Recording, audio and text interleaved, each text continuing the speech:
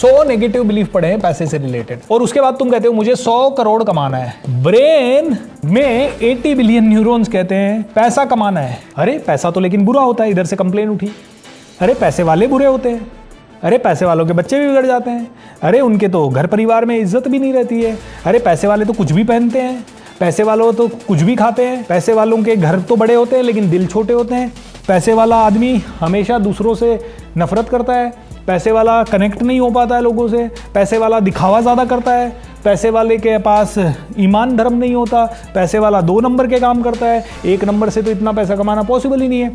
तुम्हारे 80 billion neurons को ये इंस्ट्रक्शन गया कि 100 करोड़ कमाना है। तुम्हारे 80 बिलियन न्यूरॉन्स में से करीब 65 बिलियन न्यूरॉन बोलेंगे I can't work on this. और जब पूरा ब्रेन के 80 बिलियन न्यूरॉन्स कंफ्यूज्ड हैं तो पूरे ब्रेन ने बॉडी को जब सिग्नल देगा तो सिग्नल ही नहीं दे पाएगा, तो बॉडी से आलस ही आएगा। तो आपने कितनी बार सोचा होगा कि यार हम ये चीज़ सीखेंगे, 2 दिन सीखते हो फिर नहीं सीख पाते हो, पैसे भी दे देते हो कई बार फिर नहीं सीख पाते, क्योंकि ब्रेन के अंदर इतना कन्फ्लिक्ट है कि बॉडी को कमांड ही नहीं गया कि काम करो।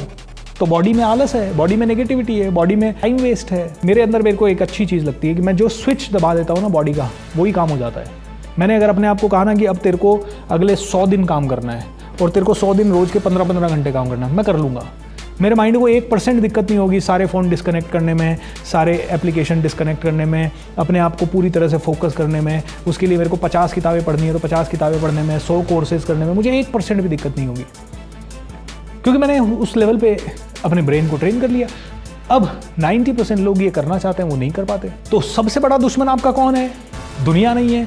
आपका सबसे बड़ा दुश्मन है आपके अंदर के खुद के न्यूरॉन्स एंड आपके खुद के, इन्हीं को बोलते हैं प्रोग्राम्स, आपके खुद के प्रोग्राम्स। क्योंकि एक समय तो आपको लगता है 100 करोड़ कमाना है, आप किसी को मुर्दे को शमशान घाट की तरफ जाते गए, देखो क्या खाली हाथ आया था, खाली हाथ जाना है, बस प्यार के 2 मीठे बोन गुनगुनाना है, बस इतना सा आ जाता है। तो ब्रेन कंफ्यूज हो गया, यार पैसे कमाऊं भी या नहीं कमाऊं, खाली हाथ जाना है और इसी का पूरा फोकस खाली हाथ जाने पे, तो मैं पैसे कमाऊं या नहीं कमाऊं। आप कंफ्यूज हो, आपका ब्रेन कंफ्यूज है। एक तरफ आप कहते हो हेल्दी होना है और दूसरी तरफ आप कहते हो हेल्दी होना मुश्किल है, हेल्दी खाना मुश्किल है, हेल्दी बने रहना मुश्किल है, हेल्दी लाइफस्टाइल मुश्किल है।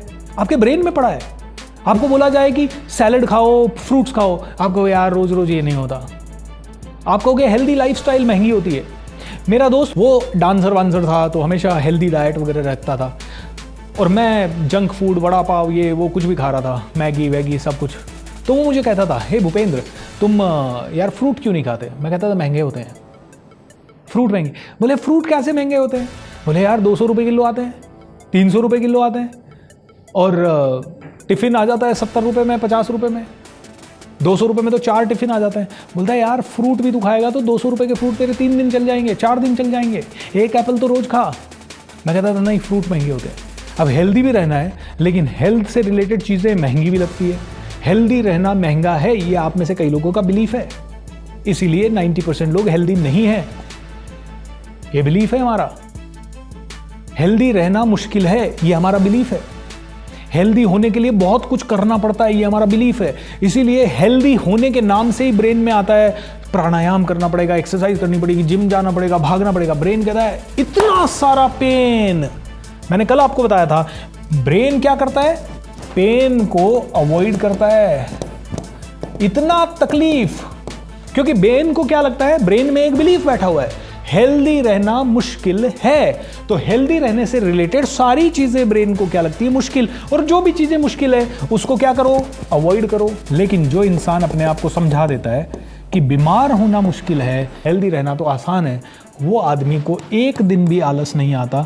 ही is active when it comes to maintaining his health. आप लॉ ऑफ अट्रैक्शन अप्लाई करना चाहते हो, लेकिन ब्रेन जब तक कन्विंस नहीं होगा ना, ये सारे 80 बिलियन न्यूरॉन्स अलाइन नहीं होंगे ना, तब तक आपकी बॉडी अलाइन नहीं होगी।